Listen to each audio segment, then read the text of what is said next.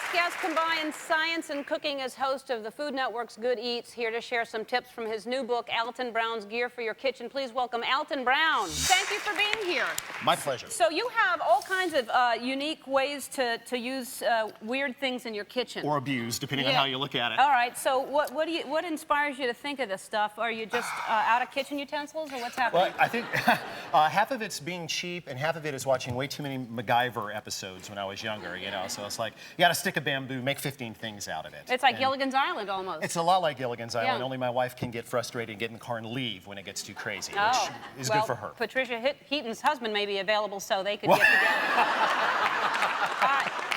Don't tell my wife that. I need her to stay home. All right, tell her not to watch. Okay, so tell me what we're doing here. What we're going to do, I'm going to show you 4 things that I do at my house that do kind of drive my wife kind of batty. All right, let's stick to the cooking things. A few things. All based on the fact that I'm cheap, true, and the fact that I want to find better ways for people to do things, to kind of rethink tools in their kitchen. Okay. Number 1, I love homemade pasta. Uh-huh. Don't look down here, it's not pretty. Anybody have one of these? You have? No, you probably don't have one of these. Yeah. These things are incredibly frustrating because you got this handle that you have to stick in, and then this clamp is supposed to hold this thing to the counter, but your counter's never deep enough, so it falls off. To heck with it, I say. Yes. So what I did is I did what any normal guy would do, and I bolted mine to the ironing board. Oh, yeah. Well, it makes perfect sense. Okay, granted, I had to punch 2 little holes in the cover, but that's okay. This one goes with the machine, and I take it off, and then my wife irons on it. Or I iron on it, too. Do you still iron on this? I do, This is a separate pasta-making machine? Nope. We actually just jerk this thing off and iron with it. So, but the nice thing is it's completely stable. See, it stays there. Do you want to have a go here? Yes. Yeah, okay, well, here, what we'll do is just close that off and just start cranking. I'll start cranking. Now, you crank. See? And as the pasta gets longer and longer, you got plenty of room to work out here. We can make this thing 15. Okay, you can stop now. It's out. Okay. You want to go again? Clearly, I know nothing about cooking. I just keep cranking. Hey, slow. Now crank. All right.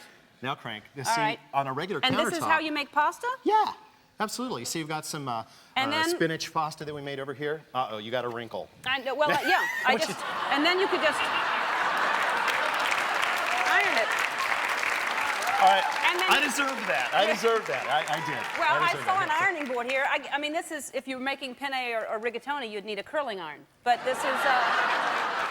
Yeah, okay, curling iron. Yeah, I'll go with that. All right. So that's... I'm never going to look at this the same way again. Yeah, good. Okay, down this way. All right. I'm a big fan of roast chicken, but... have you ever had a chicken cooked in one of those Moroccan tangines? It's kind of like a clay cooker. I've heard of them, yes. Yeah, well, they'll sell you those things. Great chickens. They'll sell them to you for like 75 bucks, right? Well, I'm the cheap part we've already established, right? We like that. What I'm going to do is I've got a chicken here. Don't pay attention to that. It happens. It's not my kitchen. We have a raw chicken here. And we have a paper bag. And we have some seasoned flour. This is like flour with herbs, salt, and pepper and stuff. Okay. So we're going to dump that. Actually, you're going to do this. Okay. Dump that in there, will you? All right. And I'll stand back. Since this is a raw chicken and we're on national television and all, national, right? I'm going to put on gloves. Yeah, we think it goes out to people. We're not sure. People are watching. Well, I live in Atlanta and I watch it, so right. I know we're getting away somewhere. All right. Is this how you make chicken? You put it in a paper bag? Yeah, here we go. All right. Do you remember those shake and bake commercials? Sure. You're a kid? Sure. Okay, so what I want you to do, I want you to shake and bake. All right. Just let loose there. That's heavy. All right. Good. So I don't want to mess with this heavy clay cooker. So the way I look at it, flour pot. $4 down to the hardware store, right? We take the nicely coated chicken. Right. Oh, it's pretty. Drop it in, leg first, like that. Cover it. Stick it in a 400-degree oven, and then in... And how often would you water that? I would water that about... It depends on if it's spring or summer, but in about 45 minutes, we have ourselves a perfect roast chicken. Wow.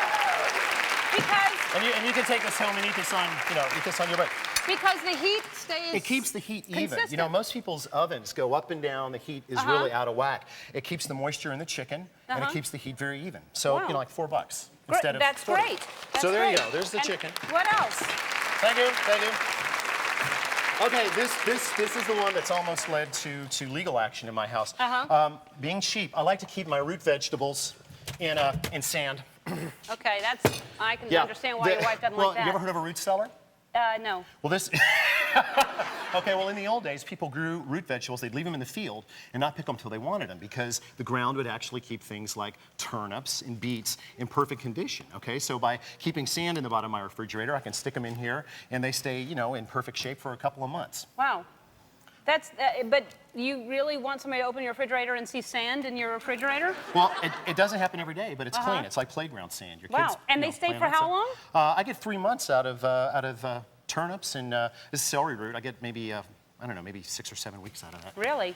So, you know, I like to preserve. I'm trying to keep things around. Yeah, I clean my cat box every day.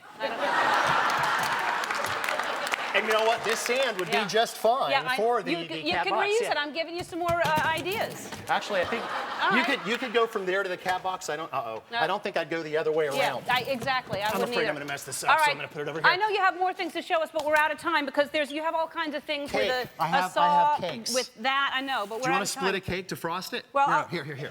I know. Put it here. All right. Back and forth like this. Okay. See how that works? That seems dangerous. That's not dangerous at all. Okay. It's to split cakes so that you can frost them. All right. Which is a very fun thing to do. All right. Well, listen, Alton, thank you for being here. Everybody in the audience is going to receive a copy of your book.